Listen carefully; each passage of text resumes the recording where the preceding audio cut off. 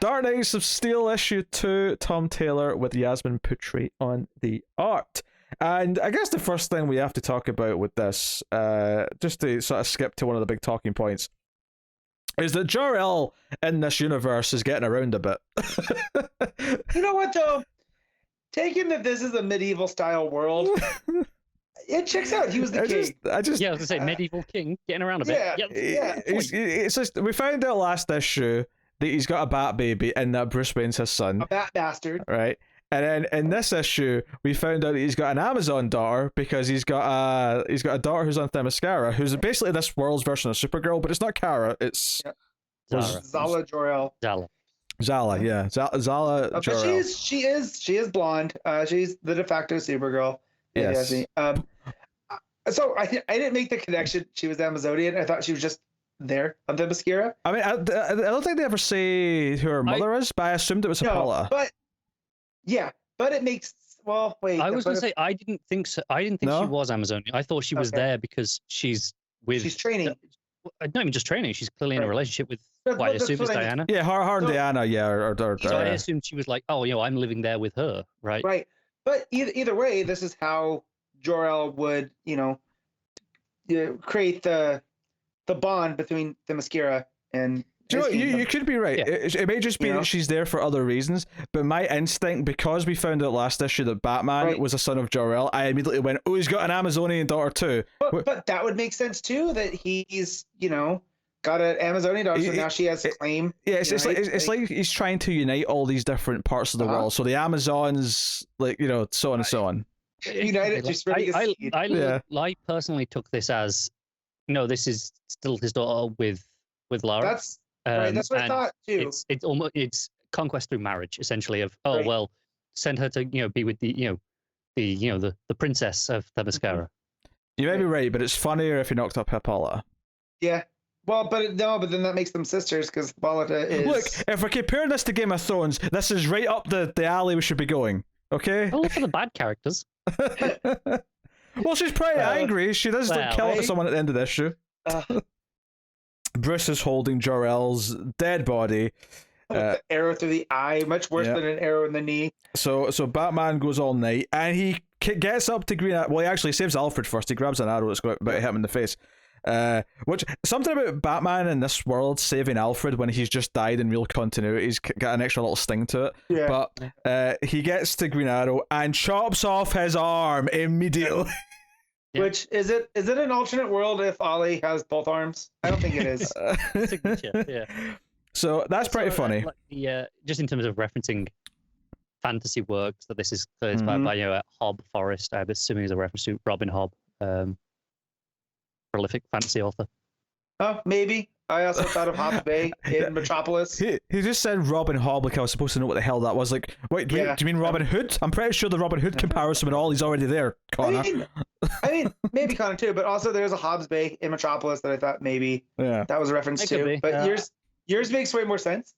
The Assassin's Apprentice, I think, is the first one. They're pretty famous fantasy books, like mid-90s. So. Yeah, and it's funny because you're like, okay, how far does Batman go in this world? But he does actually make it very clear later that he does not kill still. He's willing to chop off a limb, which we know our Batman typically wouldn't do, but this one is. So he's more vicious, but also half Kryptonian. Yeah, that's also true. So we tease another, Green Man, I guess, because I think we took this as Oliver last issue. Yeah, but I don't think it is. Yeah, it feels like there's a green man at the top of the food chain, though, that's like behind this. Because I assumed it was Green Lantern. I mean, I assume it is a Green Lantern, but we don't see who specifically. He is floating. It could also be a Swamp Thing.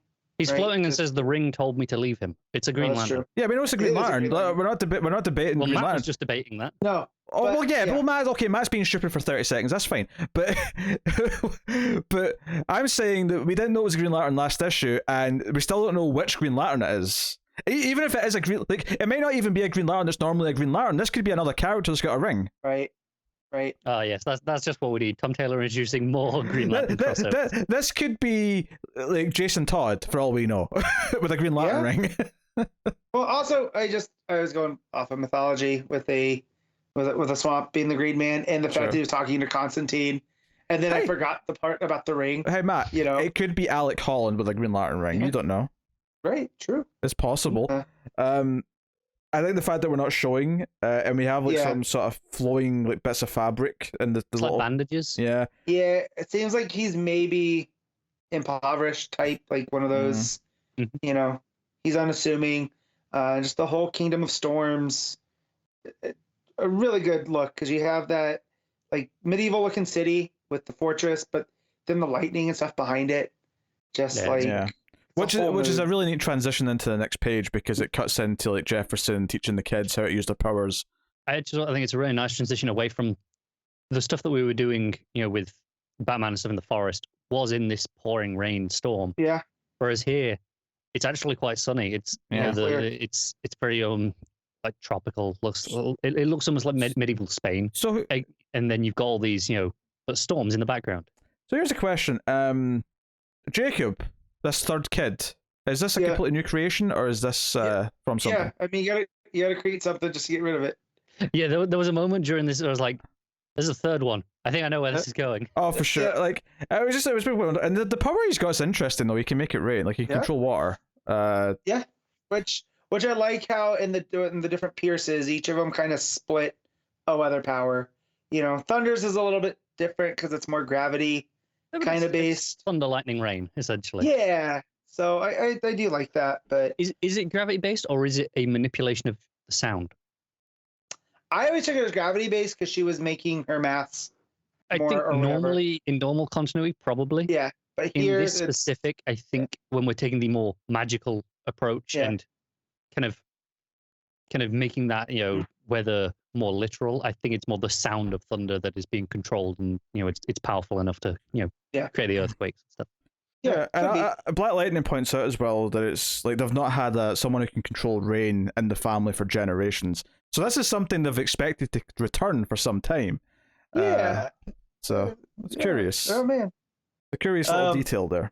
But I also do like here that we get the they don't seem properly villainous. Like maybe Green Man is right, but we just get the vibe that Green Man it feels more like a Power Ring type character to me. The way he says the ring told me to do it, it feels more like Power Ring from what do you call them? From how we were introduced last time. Yeah, from Syndicate. But from last time when we saw that Pierce really wants the prophecy, right, that Constantine had said, I kind of was going to get a vibe that there's a little bit more darkness here. Maybe there is, and we'll see it unleashed after what happens here. But I don't know. He seems pretty well like he has some points with how the House of L is locking up magical people for no reason. But then they point out, they go, well, that's mainly a bat thing. Like that's Wayne's paranoia. But then we'll get there, I'm sure. We see who's been locked up, and it's kind of like, well, what's the end game here, right? Like it clearly feels like he's in the wrong. So, like who's manipulating these two families against each other? Is the ultimate question. I think that's part of the point of this issue is that it shows you both of them doing things that are definitively mean or evil, but they're also showing that they both have these lines. There's a moment where both Batman and Superman say in this issue, "We don't kill," right? This is not who we are. Like both of them have those lines, but there's a lot of lines in this where Clark has been a complete dick to Bruce. It's like this is a matter for family to discuss, not for you. And they point out though, I think it's Alfred that points out like he's grieving right now. Yeah, he didn't mean that. Yeah. But even in this angry state, in a couple of pages' time, he still says to Green Arrow, the prisoner, like, you're going to see that we are not evil, or I can't remember what the exact line is, but you're going to see that we are good people. We are not malicious or whatever. So not what you think we are. Yeah. It was very much when Clark yells at Bruce. It was very much Game of Thrones with Rob and John, right? Yeah. When John's trying to put in his, and he's like, "You're not even a real member of this family," and it's kind of like, well, maybe if he treated him like that, he wouldn't, have this darkness about him. I don't know. There is definitely some heavy Game of Thrones influence going on in this, and that's not surprising given its popularity. Considering how it ends, maybe we're gonna get a Third Eye Raven. Right? we'll get a more satisfying conclusion here. Yeah. Yes, Game of Thrones references. I understand all those. Also, Lois as the messenger. Perfect. Goddamn, Taylor. Yeah, Like, so yeah, we get to see Lois in this world who we didn't get to see last issue, and same with Wonder Woman, obviously. But yeah, we're interested was Zala, and she finds out about her father, and flies off, and it's obviously because there's all this tension building, there's all this like scheming, if you can even call that on both sides, just sort of reacting to what's happened and what they want to do about this potential prophecy and all that. But the big payoff to this is that there's a rumble in the middle of the night at the palace where Black Lightning is with his family, and basically Zala has just ripped this young son out of his room through the wall, flies him up out of the sky, and just lets go. Yep. It's super dark. It's a super big dramatic ending, and Black Lightning tries to shock her, and she's like, it tickles, and just flies off like he has no power. Because she blames him. She assumes he's behind it, that he's behind the assassination, and I mean, he kind of is. I mean, well, yeah, I'm not saying he isn't. I'm saying she just assumed it, though. Yes. Right.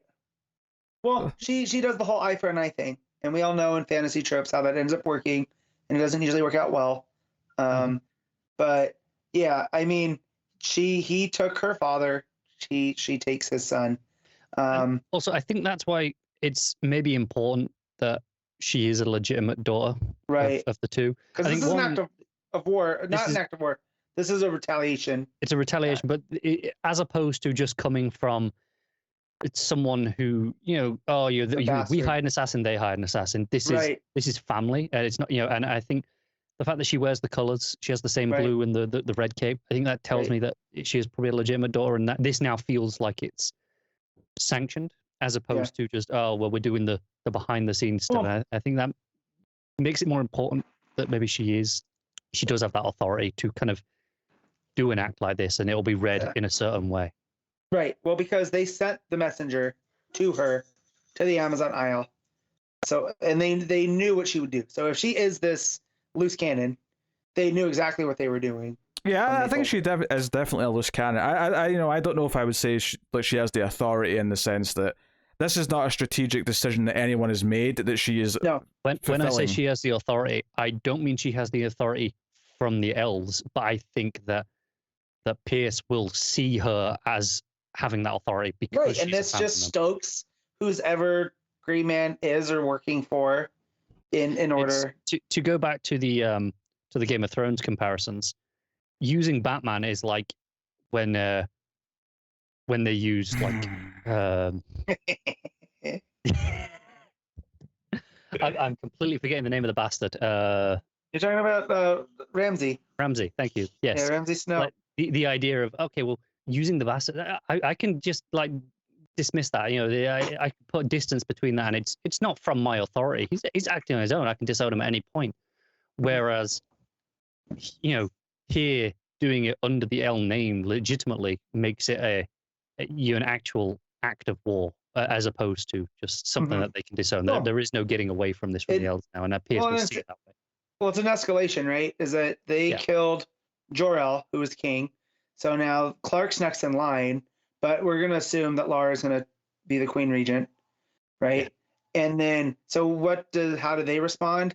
Zala goes and takes the next in line and destroys that. Yeah. Because there's two daughters as well, right? She went after the son. So, it's all... assuming this follows typical medieval rules that the son would have inherited, right? Would have been next in line, despite being quite clearly the youngest. Right. So, but yeah. So I like all that, and then before that happens, they go to the dungeons where Ollie's being kept, and this is where we see Harley trying to reason with Bruce, which I like this too because it plays into the historical roles of jesters, right? That they weren't just there for entertainment; they were also advisors because they were the ones that had the permission to tell the king whatever, right? Because they could always do it under the guise of comedy, and performance. But like, you have Blue Demon there, you have the Airy, you have King Shark, some sort of speedster. like some level of Flash. I'm not sure who it is, but I'm guessing if it's not Barry because the blonde hair, it's Jesse Quick, right? Yeah. Yeah. But yeah, Detective Chimp, and then I don't know who this reptilian guy is. It'll be I'm completely blank on his name. He's from Young Justice. So he's using that a lot, Gotcha. right? Okay. Completely blank on the name, but I think that's who it is. But yeah, so you have them, and these are all the people that Bruce has locked up because of their quote magic abilities, right? There's a speedster, Blue Demon, King Shark, you have Detective Chimp, who we know. And it's clear there's no distinguishing between. Some of them are probably good, some of them less so. And that's where she kind of calls them out, just like locking all these people up without a crime as precaution. It's a bit crappy. And it's almost as if Bruce knows all this, but he does it anyways because he's trying to keep the family safe from magic, knowing that magic is the weakness. And through all of this, that didn't work. So now he's holding himself even more at odds. But yeah, and then we get to the part where Pete had brought up where Clark basically says, we're not what you think we are. We'll show you. Yet right after or right before his sister goes and drops a kid. The transitioning line into that is we're not killers. And then well, one of them is. Yeah. Well, it clearly distinguishes that she is acting like she's just going angry and acting on a whim on her own. Yes, this is not a team play by any means. No. So and there might have been a reason she was off at the Amazon. Maybe she's got anger management issues in the first place. Which training her to kill better might not be the best, but hey. I still think we just have a look at the most obvious reason is she's there because Diana. Yeah. More than likely. Yeah. But yeah, no, and I don't think they sent this message with the intention of, she's going to go off and do something rogue. I think her dad died. We should probably tell her. Knowing fantasy tropes, which Games of Thrones, I know Pete hates bringing this up, played so much off of, there's always people behind the kings and the queens. And it wouldn't surprise me if there's someone in the House of L that is stoking these fires as much as Green Man is on the other side. So it just seems like this is how you create a new order. And we know from Tom Taylor, from stories he's told, that's kind of his whole thing is when there's an order that's been corrupted, you have to destroy it and start again. So and it's interesting that out of all of his creator-owned characters, the Aerie is one of the ones that's locked away, right? And what does the Aerie represent through what we've seen in Suicide Squad and even showing up in Son of Kal-El. So, but yeah, no, this is some really good medieval fantasy style superhero, but it still seems exactly what I wanted this book to be. Yeah, but there's still some contemporary stuff thrown in here, like with some of the names and some of the descriptions. So. Yeah. All right, Matt, what are you giving it? I'm gonna give this an 8. Connor? I'm giving it a 9. I will give it an 8 as well. I think it's pretty well done. This discussion I give like a 4 out of 10. But that's. I'm sorry that this is hitting all the stuff that me and Matt enjoy and that you don't. I think I actually like it less after having listened to you two talk about it.